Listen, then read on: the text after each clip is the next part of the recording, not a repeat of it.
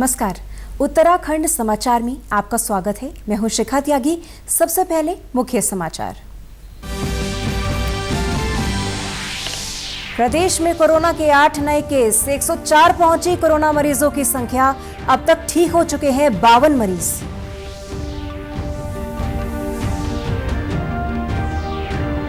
प्रदेश में आधी सवारियों के साथ बसों के संचालन को मंजूरी।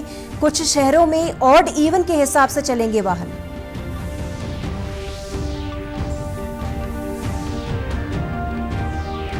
रुद्रप्रयाग में खुलेगा ऑक्सीजन जनरेटर प्लांट। स्वास्थ्य केंद्र बनेंगे आत्मनिर्भर। केदारनाथ जाने वाले तीर्थयात्रियों को भी मिलेगी राहत। और लॉकडाउन के चौथे चरण में खुली सभी दुकानें। हरिद्वार, रुड़की और देहरादून के बाजारों में रौनक। कंटेनमेंट जोन में पाबंदी जारी। अब समाचार विस्तार से। बुलेटिन तैयार किए जाने तक मिली जानकारी के अनुसार प्रदेश में कोरोना वायरस संक्रमित मरीजों की संख्या बढ़कर 104 हो गई है। बागेश्वर, उधम सिंह नगर और नैनीताल में 2-2, जबकि चमोली और पौड़ी में 1-1 कोरोना पॉजिटिव मिले हैं। राज्य में अब तक 52 मरीज स्वस्थ हो चुके हैं, जबकि 51 एक्टिव केसेस हैं। राज्य में कोविड-19 मरीजों का रिकवरी रेट लगभग 50% है। प्रदेश में 5,662 लोगों को क्वारंटीन किया गया है। ग्रीन जोन बागेश्वर में क्वारंटीन किए गए 2 प्रवासियों को आज कोरोना पॉजिटिव पाया गया है। जिले में कोरोना का यह पहला मामला है। बागेश्वर में अब तक 132 लोगों को संस्थागत क्वारंटीन किया गया है। जिला प्रशासन और स्वास्थ्य विभाग ने क्वारंटीन किए गए लोगों की रैंडम सैंपलिंग की है। के अंदर 2 कोरोना पॉजिटिव केस आ गए हैं। 32 लोग थे जो कि बॉम्बे के रेड जोन के एरिया से आए हुए थे। इन केसों को मेनली इनमें जो है कोई सिम्टम थे नहीं, लेकिन इस वजह से क्योंकि इनमें सस्पेक्टेड हो सकते हैं कुछ, तो इस वजह से हमने इनको आइसोलेट किया था सबके सारे पैसेंजर को, और इनकी हमने रैंडम सैंपलिंग की थी। परसों में सैंपल भेजा था, तो उनमें से 4 तो कल जो है निगेटिव आ गए थे और 6 की जो है रिपोर्ट आ जाएगी। उन 6 में से जो है 2 पॉजिटिव निकला। मुख्य चिकित्सा अधिकारी डॉक्टर BS रावत ने बताया, ऑरेंज जोन से जिले में आने वाले लोग आइसोलेट किया गया है और उनकी रैंडम सैंपलिंग पूल करके की जा रही है। अगर ये पूल कोरोना पॉजिटिव आता है तब उस पूरे समूह की अलग अलग जांच की जाती है। माना कि एक ग्रुप में जो है एक किसी रेड जोन के या ऑरेंज जोन के अगर इकट्ठे एक साथ आ जाते हो तो हम उन लोगों को जो है आइसोलेट कर देते हैं और उनमें से कुछ जैसे 5% 10% हम लोगों के जो है सैंपल ले लेते हैं और इंतजार करते हैं कि उसका अगर उनमें से कोई पॉजिटिव निकलता है तो उसके बाद फिर हम उस पूरे ग्रुप के लोगों की हम सैंपलिंग करते हैं। टेस्ट में उसका मेथड सबका एक ही जैसा है कि नोज और थ्रोट के सैंपल लिए जाते हैं और इसको जो है पूल सिस्टम भी कहते हैं। और पूल सिस्टम में हम लोग 5 या 6 लोगों का जो है एक साथ मतलब एक ही सैंपल के बॉक्स में भेज सकते हैं और उनमें से जो है फिर अगर एक का भी निकल जाता है तो फिर बाकी में टेस्ट करना पड़ता है। चमोली जिले के गैरसेंण में कोरोना पॉजिटिव मिलने का असर आज बाजारों में देखने को मिला। जिला मुख्यालय गोपेश्वर में बाजार में सन्नाटा पसरा रहा। कल देर रात दिल्ली से लौटे एक प्रवासी को कोरोना पॉजिटिव पाया गया। जिलाधिकारी स्वाति एस भदौरिया ने बताया कि प्रवासी परिवार के साथ लौटा था। कल जांच रिपोर्ट पॉजिटिव आने के बाद मरीज को गोपेश्वर के कोविड-19 जिला चिकित्सालय में रात को ही भर्ती करा दिया गया है। मरीज की ट्रैवल हिस्ट्री को निकालकर संपर्क में आए अन्य लोगों की तलाश कर उन्हें आइसोलेट किया जा रहा है।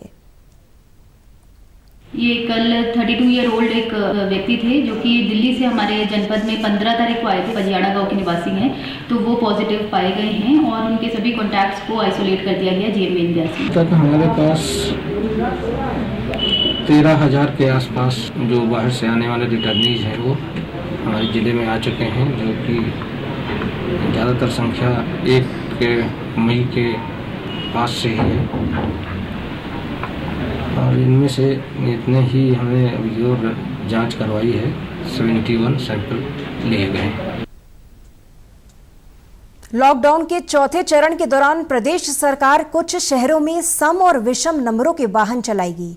देहरादून के अलावा हरिद्वार, रुद्रपुर, कोटद्वार, रुड़की, हल्द्वानी काशीपुर में सम विषम नंबरों के वाहन चलेंगे। परिवहन सचिव शैलेश बगोली ने बताया कि कोरोना संक्रमण को रोकने के लिए ये व्यवस्था की जा रही है। उन्होंने कहा कि आधी सवारियों के साथ बस संचालन की मंजूरी दी जा चुकी है। इसके अलावा सम विषम यानी ऑड इवन नंबरों के वाहन दिन के हिसाब से चलाए जाएंगे। उन्होंने कहा कि एक ही वाहन वाले लोग पूलिंग व्यवस्था करें या उन्हें सार्वजनिक परिवहन का सहारा लेना होगा।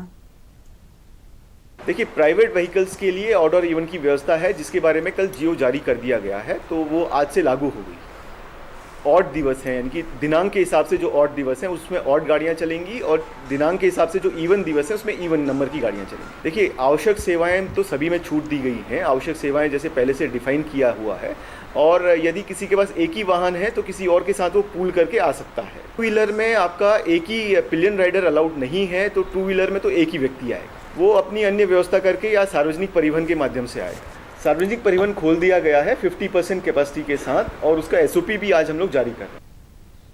प्रदेश सरकार हरियाणा के साथ बसों के संचालन पर बात कर रही है और जल्द ही नजदीकी राज्यों के साथ बसों का संचालन शुरू किया जाएगा। अभी चूंकि एसओपी अभी आया हुआ है, तो इसमें पहले चरण में हम लोग हरियाणा के साथ बात कर रहे हैं। उनका एक प्रस्ताव हमारे पास आया हुआ है, उसमें विचार विमर्श करने के बाद हम लोग उनके साथ एक एग्रीमेंट करेंगे, और उसके बाद धीरे धीरे जो खास तौर पे जो पास के प्रदेश हैं वहां से उनके साथ हम लोग एग्रीमेंट करेंगे।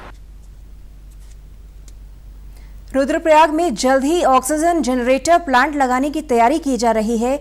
मुख्य चिकित्सा अधिकारी ने प्लांट लगाने की पूरी कार्य योजना तैयार कर ली है।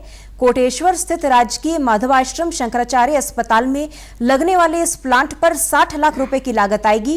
प्लांट लगने के बाद जनपद के सभी स्वास्थ्य केंद्रों में ऑक्सीजन की आपूर्ति हो सकेगी।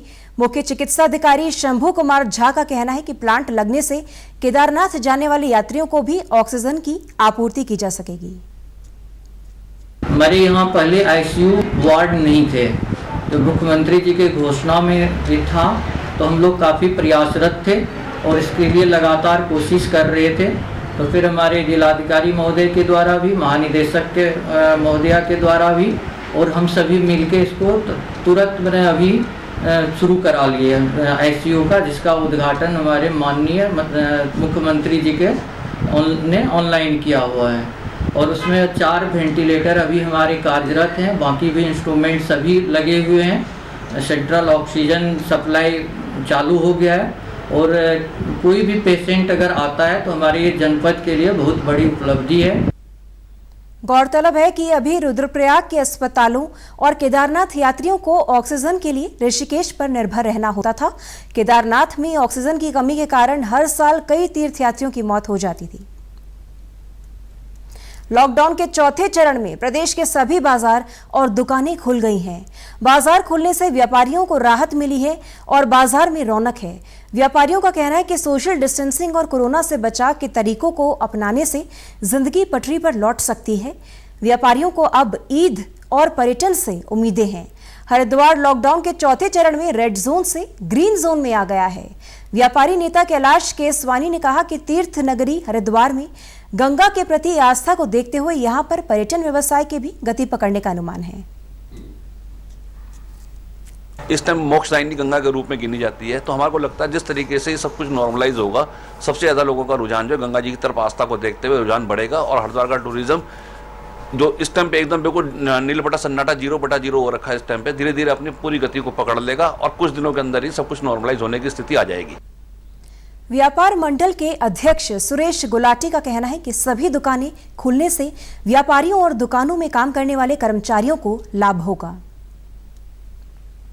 आज व्यापारी बहुत खुश है, कम से कम वो दिक्कतें दूर होंगी जो अभी धीरे धीरे जो फर्स्ट डाउन में हम लोग देखेंगे कि दुकानों के अंदर जो माल पड़ा हुआ हमारा सड़ रहा था, 2-2 महीने से लेबर नहीं आई थी और हमारी दुकानों में माल खराब हो रहा था। आज की डेट में व्यापारी 5-7 दिन तो उस माल को सफाई करने में और उसे ठीक करने में लगाएगा, और उम्मीद ये करता हूँ कि आगे आने वाले 8-10 दिन में नॉर्मल हो जाएगा माहौल और दुकानें खुल जाएंगी, व्यापार अपनी गति को पकड़ लेगा, और कर्मचारी भी हमारे परेशान थे और मालिक भी, सब लोग पटरी पे आ जाएंगे। रुड़की के खाताखेड़ी नगला इमरती गांव अब भी कंटेनमेंट जोन में है और वहां पर पूरे इलाके को सील करके किसी भी प्रकार की आवाजाही प्रतिबंधित है। रुड़की के एएस टीम गोपाल सिंह चौहान का कहना है कि लोग बेवजह से बाजारों में भीड़ न लगाएं। मॉल को छोड़ के सारी दुकानें फिलहाल खुलेंगी, लेकिन शर्त यह है कि सोशल डिस्टेंसिंग का अनुपालन किया जाएगा, मास्क का कंपलसरी अनुपालन है करना होगा और सैनिटाइजर रखना होगा। अगर एक दुकान में 2 बंदे अगर खड़े हैं तो कम से कम 6 फीट की दूरी उनको बनाए रखनी पड़ेगी। ग्रामीण क्षेत्र में भी नियम यही है, दुकानें खुली रहेंगी और मॉल को छोड़ के। भले ही हरिद्वार जिले को ग्रीन जोन घोषित किया है या ग्रीन जोन में आ गया है, लेकिन फिर भी हमको सतर्क रहने की जरूरत है। लॉकडाउन 4.0 के दौरान प्रदेश में आज से सभी दुकानों को प्रतिदिन खोलने की अनुमति दी गई है। होटल और रेस्टोरेंट को सिर्फ होम डिलीवरी करने की छूट दी गई है। सभी दुकानें सुबह 7 बजे से लेकर शाम 4 बजे तक खोली जाएंगी। इस दौरान मास्क और सोशल डिस्टेंसिंग को जरूरी किया गया है। देहरादून में दून वैली महानगर उद्योग व्यापार मंडल के अध्यक्ष पंकज ने कहा कि रोजाना दुकान खुलने से लोगों की आर्थिक स्थिति में सुधार आएगा। लॉकडाउन 4 में जो राहत सरकार द्वारा दी जा रही है, उससे मुझे ऐसा लगता है कि जैसे व्यापारियों की कुछ आर्थिक स्थिति भी अच्छी होगी। साथ ही जैसे जैसे धीरे धीरे चीज़ें ठीक हो रही है तो सरकार भी निर्णय अपने स्तर से ले रही है कि आने वाला समय एक अच्छे तरीके से चले। कोरोना के केसेस लगातार देहरादून क्या उत्तराखंड में भी बढ़ ही रही है। सारी दुकानें एकदम खुलने से क्या होगा कि भीड़ हो जाएगी बहुत ज़्यादा बाजार में, स्थिति गंभीर रहेगी क्योंकि कोरोना भी फैलने का डर रहेगा। ज्वेलरी शॉप, रिपेयरिंग और कपड़ों का व्यवसाय करने वाले दुकानदारों ने दुकान खोलने को लेकर खुशी जाहिर की। हम अपनी दुकान पे सैनिटाइजर वगैरह रखते हैं, सोशल डिस्टेंसिंग का भी ध्यान रखते हैं और कस्टमर को भी हम थोड़ा ज्वेलरी पे भी हम उनको बोलते हैं कि थोड़ा अपना हाथ कम लगाएं। इन चीज़ों का हम बहुत ध्यान रखते हैं। अब जो ये खुला है उससे हमें बहुत अच्छा लगा। ये हम सीएम साहब का धन्यवाद करते हैं। रोज डेली दुकान खुलेगी, हमारी आर्थिक स्थिति सबकी अच्छी होगी, जितने भी हमारे यहाँ काम करते हैं बंदे। और मोदी जी का हम तहे दिल से धन्यवाद अदा करते हैं कि उन्होंने हमारे को बहुत ज़्यादा इस लॉकडाउन में रियायत दी है। लॉकडाउन के दौरान प्रदेश सरकारों के बीच रेलगाड़ियां चलाने की सहमति मिलने से प्रवासियों को लाने ले जाने का काम शुरू हो गया है। उत्तराखंड सरकार ने आज देहरादून रेलवे स्टेशन से मणिपुर के लिए श्रमिक स्पेशल ट्रेन चलाई। इस ट्रेन में 402 श्रमिकों को भेजा गया। देहरादून से आज 2 और ट्रेन बिहार के औरैया के लिए रवाना की गई। देहरादून के जिलाधिकारी आशीष श्रीवास्तव ने बताया कि आज देर रात तक 2304 श्रमिकों को बिहार भेजा जाएगा।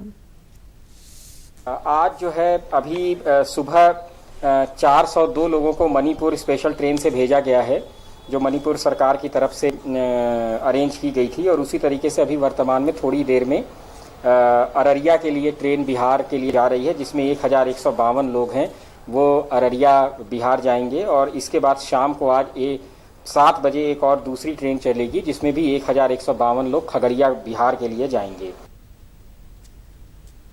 उत्तराखंड के समाचारों में इतना ही। चलते चलते मुख्य समाचार एक बार फिर। प्रदेश में कोरोना के 8 नए केस, 104 पहुंचे कोरोना मरीजों की संख्या। अब तक ठीक हो चुके हैं 52 मरीज।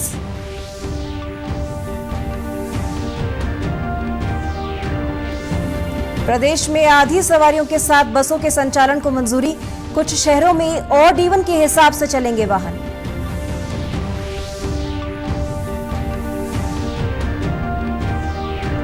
रुद्रप्रयाग में खुलेगा ऑक्सीजन जनरेटर प्लांट। स्वास्थ्य केंद्र बनेंगे आत्मनिर्भर। केदारनाथ जाने वाले तीर्थयात्रियों को भी मिलेगी राहत। और लॉकडाउन के चौथे चरण में खुली सभी दुकानें। हरिद्वार, रुड़की और देहरादून के बाजारों में रौनक। कंटेनमेंट जोन में पाबंदी जारी। फिलहाल इस बुलेटिन में इतना ही। हमारी पूरी टीम को दीजिए इजाजत। नमस्कार।